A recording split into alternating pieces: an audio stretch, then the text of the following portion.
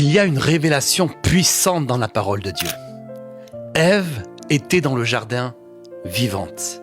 Lazare était dans le tombeau mort. Deux environnements totalement opposés, deux réalités spirituelles qui ne devraient rien avoir en commun. Et pourtant, observe ceci. Ève était vivante, mais elle a écouté la voix de Satan et elle est devenue morte. Lazare était mort, mais il a écouté la voix de Jésus et il est revenu à la vie. Pourquoi ? Parce que le pouvoir de la vie est déterminé par ce que tu écoutes. Dieu a créé le monde par sa parole, Jésus a ressuscité Lazare par sa parole et la Bible nous dit la foi vient de ce qu'on entend. Ce n'est pas seulement ce qui est dit qui change ta vie, c'est ce que tu choisis d'entendre.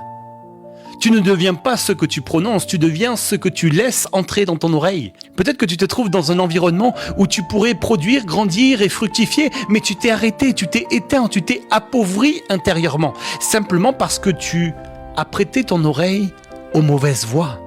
Des voix qui tuent ton identité, des voix qui nourrissent ta peur, des voix qui étouffent ta foi, des voix qui sèchent ton appel. Écoute-moi bien, certaines personnes parleront à ton esprit, d'autres parleront à tes oreilles, mais toi, tu dois choisir qui parlera à ton âme.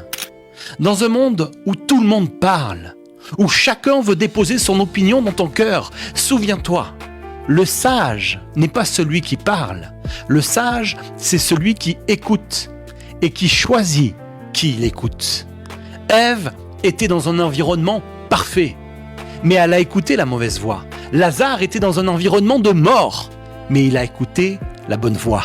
Ce n'est pas ton environnement qui décide de ta vie. C'est ta capacité à entendre Dieu au milieu de cet environnement.